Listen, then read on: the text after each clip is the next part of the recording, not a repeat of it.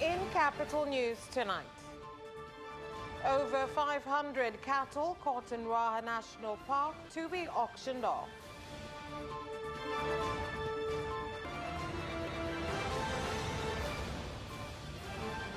Tea farmers express concern on fluctuating price of tea crops.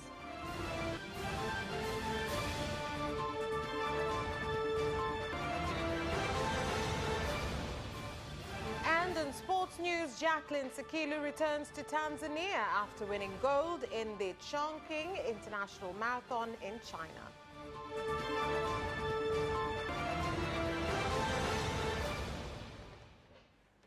Good evening. This is Capital News at 9:30. My name is Vanessa Victor. Let's start things off with the national news. Over 500 cattle have been caught after allegedly being brought into Ruaha National Park at Ukwaheri Ihefu Usangurali in Mbarali District, Mbeya region illegally. The livestock were confiscated and will be auctioned off. Na mifugo hii iko takriban 547 pamoja na punda watatu. Mifugo hii imekuwa inafanya uharibifu mkubwa ndani ya hifadhi na tumekuwa tunafanya kazi kubwa kwa miaka miwili mitatu iliyopita. Tumekuwa tunafanya kazi kubwa ya kulinda hili bonde na tumekuwa tunakamata mifugo mingi, na tunapokamata mifugo kama hii tunawapeleka wahusika polisi kama wamepatikana, lakini kama hawapatikani, kwa sababu wakati mwingine wanatoroka, tunatoa taarifa polisi na baadaye taratibu zingine za kisheria zinafuata. Kumekuwa na malalamiko kuwa tunachukua mifugo ambayo ipo nje ya hifadhi, lakini tunatumia vyombo mbalimbali ambavyo tunavitumia, ambavyo tunachukua majira ya nukta ambao ni ndani ya hifadhi. Huwa tunatumia kifaa cha collector ambacho kinaonyesha mipaka ya hifadhi, na hatuwezi kuchukua mifugo ambao iko nje ya hifadhi.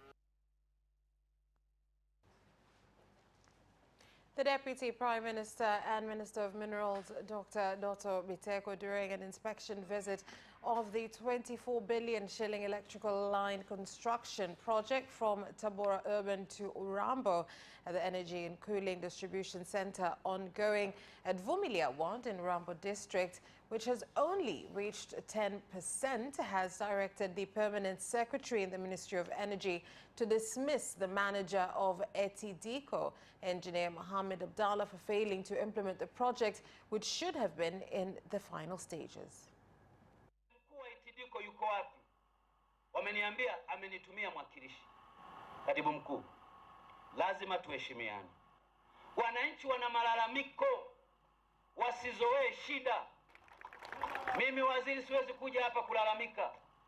Mimi natoa maelekezo kwako. La kwanza, meneja mkuu wa ETIDICO, tafuta mtu mwingine, muondoe huyo haraka sana. Napeleka hiyo taarifa kwenye bodi. Jamani, jana ulizimika mara ngapi? Kio ukizima sema fadhali atakuja huyo baba. Kwa hiyo sisi tunaamini Dr. Biteko umekuja hapa kama injection ili umeme ukamilike. Umeme oye! And the President of Zanzibar and Chairman of the Revolutionary Council, Dr. Hussein Ali Mwinyi, while represented by the second Vice President, Ahmed Suleiman Abdallah, during a meeting for the launch of a research report on Finscope 2023, has called on institutions providing financial services in the country to widen the scope of their services at affordable costs so that they can be part of development nationwide. Kupanua wigo na huduma za kifedha, kusaidia ukuaji wa kampuni na sekta binafsi na kuchangia ukuaji wa uchumi wa maendeleo ya nchi. Yote haya yanawezekana endapo wananchi wataona kwamba matumizi ya huduma za fedha mnazowaletea zinapatikana kwa urahisi, salama na gharama nafuu. Utafiti huu ni utafiti muhimu sana ambao unakwenda si kuangazia masuala ya kifedha, lakini sababu za watu wengi kuwa hawapo katika huduma hizi jumuishi za kifedha. Shaweza kutoa simu zaidi ya 6,000 kwa wateja wetu, na ni kitu ambacho ni endelevu. Kwa hiyo wateja wanaweza wakapata simu, wanachukua simu na wanalipia kidogo kidogo. Administrative changes that have been made and are still being made will make Tanzania among countries with more attractive opportunities in Africa. This is said by the Vice President of Tanzania, Dr. Philip Mpango, during the close of the China-Tanzania Business Forum, where he called on China to increase the level of investments they have in the country, as there are areas that require more investment. That Tanzania is ready for business, and the Samia administration is firmly committed to make Tanzania one of the most attractive investment destinations in our region.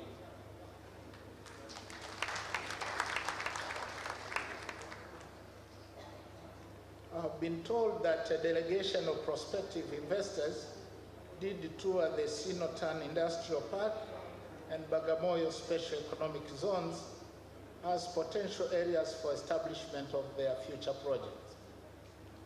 Now, these pioneer industrial parks, such as Modern, Elsewedi, Kamal Industrial Park, and so on, are very much in line with the government's resolve to facilitate and promote the industrial sector as key to economic transformation and faster progress.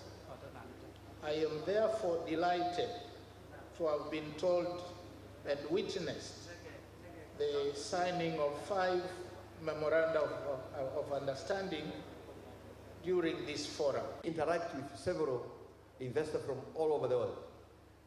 The difference with China, Chinese investors are 2. Number 1, we don't talk too much. We meet, we discuss, and tomorrow things start happening. While with other countries, which is not, we're not blaming them, that is their culture, but I'm just saying the culture of Chinese people. While in other countries, we will sit in boardrooms, sign papers, and things start happening much, much later. Maybe 10 years later, you have had 2, 3, 4 ministers in the same portfolio. But here actually, even with my only less than a year, I have already seen a number of Chinese investors actualizing their investment. Tanzania is one of the fastest growing economies in Africa, I think maybe even in the world.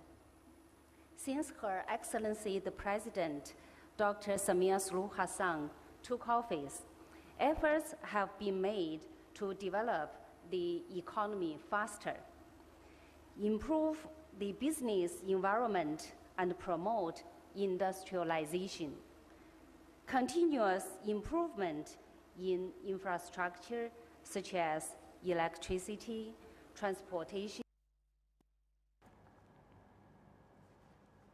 Farmers from 5 districts in Manyara region have begun to have their challenges addressed, challenges in accessing quality inputs on time addressed after being joined to a farm-to-market project coordinated by the World Food Programme Network that will enable them to access their requirements without going through agents. Wakulima wengi walikuwa wanapata shida kujua ni sehemu gani ya kupata viuatilifu sahihi ambavyo vinafanya kazi vizuri, mbegu sahihi ambazo zinafanya vizuri. Kutokana na mradi huu wa FTMA wameweza kutuunganisha. Bado tuna changamoto kubwa ya upatikanaji wa soko la uhakika katika mazao hasa ya mahindi, lakini tunajitahidi kwa namna tunavyoweza kuweza kuwasaidia wakulima, kuwaunganisha na wadau na watu wa huduma mbalimbali katika masuala ya masoko. Tunafanya kazi na maduka ya pembejeo, vyama vya ushirika na vikundi mbalimbali vya wakulima na washauri wa kilimo katika ngazi ya vijiji. Uunganishwaji na watu wa matrekta au zana za kilimo kwa ujumla umeongezeka. Kwa hiyo kimsingi mimi ninawashukuru sana watu wa Farm Africa, na sisi kama halmashauri kwa kweli tumekuwa tuna ushirikiano nao mzuri sana. The World Cruise ship carrying over 400 tourists has docked on the Mafia Island in the coast region to see various attractions available in the country. Among the tourists present included the retired Minister of Tourism from the Seychelles, Elaine Stange, who commended the royal tour plan and documentary to promoting Tanzania. Of some 60,000 people but still with a way of investment that is open for investors to come here. So the discussion I had with Madam Commissioner centered on how to make Mafia Island more visible in the world of tourism. Mafia ni paradise on earth, na wameweza kujionea. Kwa hiyo watu wakaribia Mafia, Watanzania wakaribia Mafia, na wageni pia wanakaribishwa. Mafia pako salama. Leo kwa mara ya kwanza katika historia ya Mafia ya kisiwa chetu tunashuhudia meli mkubwa ya kitalii the world ikiwa na watalii wageni takriban 442. Following the terror attack on a concert hall close to Moscow this past week, European countries are experiencing a shockwave. Fear of Islamist attacks is on the rise. Italy and France have raised their security levels as well. With me here to talk about the impact of the attack in Germany is our Deutsche Welle correspondent in Berlin, Marie Sina. Marie, what exactly has been the reaction? Well, the threat of Islamist terrorism in Germany remains acute. That's according to the German Interior Minister, Nancy Faeser. And the emphasis is on the word remains, because Germany has been on high alert since the October 7th attack by Hamas on Israel last year. And that's because Hamas has been calling on its followers to carry out attacks, including here in Germany. So authorities and security personnel had been on guard even before this incident. But overall, the attack on the outskirts of Moscow has sent a big shockwave around the country here in Germany. The people I've been speaking to say that they don't feel unsafe fundamentally, but that this attack has made terrorism threats front of mind again. And on top of that, the attack has heightened concerns around the European Football Championship, which Germany is hosting this coming summer. What is known about ISIS-K? Right, so German Interior Minister warned that ISIS-K poses Germany's greatest Islamist threat. The group emerged in eastern Afghanistan around 2014, and it's known for extreme brutality. The terror group is named after an old term for a region, the Greater Khorasan region that spreads over parts of Iran, Turkmenistan and Afghanistan. That's why it's called ISIS-K, and it has survived even as the Islamic State in Syria and Iraq has largely been defeated. It supports itself by local donations, taxation, extortion and smuggling, and it already made headlines a couple of years ago in 2021 because it claimed an attack in Afghanistan, the bombing at the Kabul airport, which killed over 170 Afghans, 13 US soldiers. So the group doesn't only target the West. It also, for example, staged attacks in Pakistan and Iran this year and last. And we know from terrorism experts, but also from intelligence services here in Europe, that ISIS-K is ready and capable of attacking targets. So experts fear there's more to come. And what concrete steps are authorities taking? Right, so Italy and France raised their security levels following the attack in Russia. Now, Germany hasn't done that, but that's because Germany doesn't have this system of labeling threat levels. But authorities are on high alert, and they have been, in fact. Just last week, German police arrested 2 suspected members of ISIS-K who were accused of planning an attack on Sweden's parliament in retaliation for Quran burnings that happened there. There were also arrests carried out between December and January in Germany for a planned attack on the Cologne Cathedral in the west of Germany. And in addition to that, during the summer of last year, ISIS-K members were arrested in Germany and in the Netherlands. So German authorities have been looking into the threat and have also successfully been able to foil a few of these attacks last year. Well, thank you very much, Marie, for that report. And that special report marks the end of our national news. Business news follows next.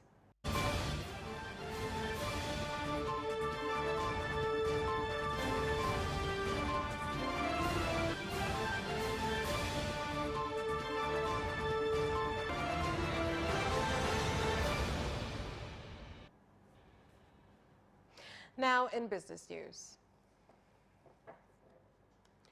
Small tea farmers from various regions of the country, many of whom depend on the crop economically, have expressed concern on the fluctuating price of the crop, making it difficult for them to produce a large amount and causing some to threaten to close their small tea processing factories.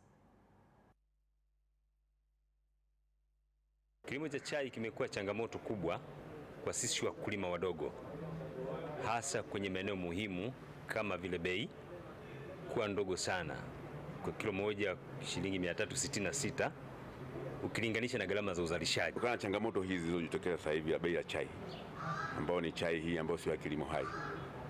Tukibadilika na kwenda kwenye chai maalum ambayo tutakuwa tunatumia kilimo hai, mimi naamini tutakuwa tunapata bei nzuri ya soko la chai. Tumejipanga kupunguza gharama za uzalishaji. Kama ulivyoona, wadau wote wanalalamika gharama za uzalishaji zimekuwa kubwa.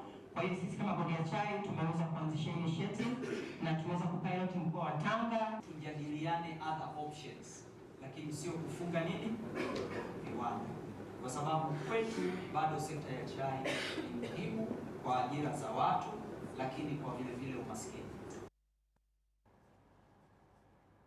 And mobile company Vodacom PLC and CRDB Bank have launched a plan to enable their customers to own quality smartphones at affordable prices, and by making initial payments and then completing payments in 12 months through M-Pesa. Siku ya leo tumefanya makabidhiano kwa vikundi na wananchi mbalimbali hapa Moa na Ndumbani, na tulichokabidhi cha kwanza ni soko la samaki ambalo tumelifanyia ukarabati. Ni soko ambalo lilijengwa kwenye miaka ya 1970 na kwa kipindi hicho limeharibika. Kwa hiyo WCS tulifanya shughuli ya ukarabati, na ni moja katika shughuli tunazozifanya za kuongeza thamani ya mazao ya bahari yanayovunwa kwenye eneo hili. Na kingine ambacho tumekabidhi ni vichanja. Apologies for that short technical difficulty. The story we just viewed was the Wildlife Conservation Society's Indian Ocean program in Kenya and Tanzania that has enabled 5,500 fishermen and residents in 3 villages on the border of 2 countries by giving them equipment and building a fish market worth 250 million shillings in order to increase production as well as revenue. And now we move on to the telecommunications company Vodacom PLC and CRDB Bank have launched a plan to enable their customers to own quality smartphones at affordable prices.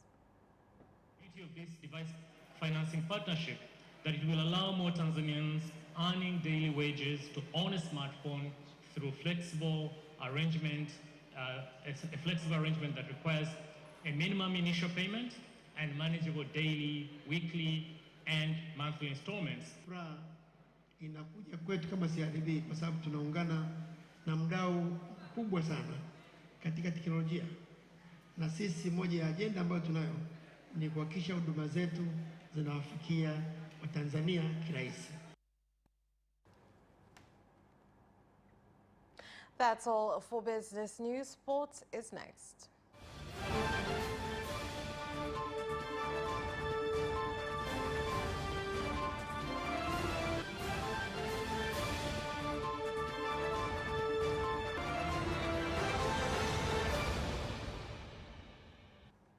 Now in sports news.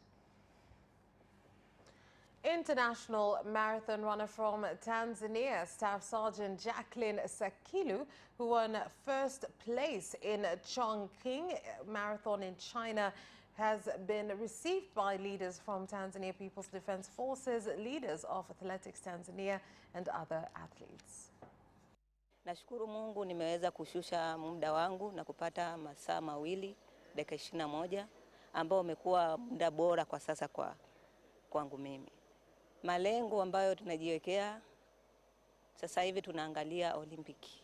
Kazi tulionao sisi walimu wa timu ya jeshi kwa kushirikiana na walimu mbalimbali walioko hapa kwenye vilabu vya Arusha, jukumu letu ni kuwanoa wachezaji hawa na kwenda kufanya vizuri. Shirikisho la Riadha Tanzania itaendelea kushirikiana kwa karibu sana na Jeshi la Ulinzi la Wananchi wa Tanzania katika kuendeleza wanariadha wetu waweze kufika viwango vya juu sana.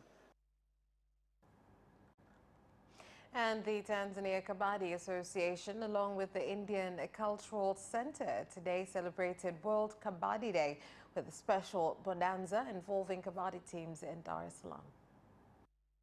Ni michezo. Siku zote hakuna mchezo uliokosa faida. Faida za kimichezo zipo kwenye kila mchezo. Sawa, utasema nimekaa kimpira, lakini mwingine atakuja atasema nimekaa kibasket. We are celebrating the World Kabaddi Day. That is, every 24th of March, the World Kabaddi Day is celebrated to mark the founding of the Kabaddi, World Kabaddi. Former Simba sponsor Azim Dewji has said that Simba players are experienced enough with quarter-finals and are now ready to play in the semi-finals. Lakini inshallah mwalimu anajua hilo na wachezaji wanajua, wachezaji vile vile wameshazoea kuona kwamba kufika robo finali ni sasa kama kitu cha kawaida. Kwa hiyo lazima wapige hatua. Mungu akijalia tutafika. Mimi natamani sana kwamba tupite sisi na wapite Yanga, hatutakutana kwenye nusu finali, tunaweza tukakutana finali. And that's what item ends our news bulletin. On behalf of everyone who worked to bring you this bulletin, my name is Vanessa Victor. Thank you for watching. Good night.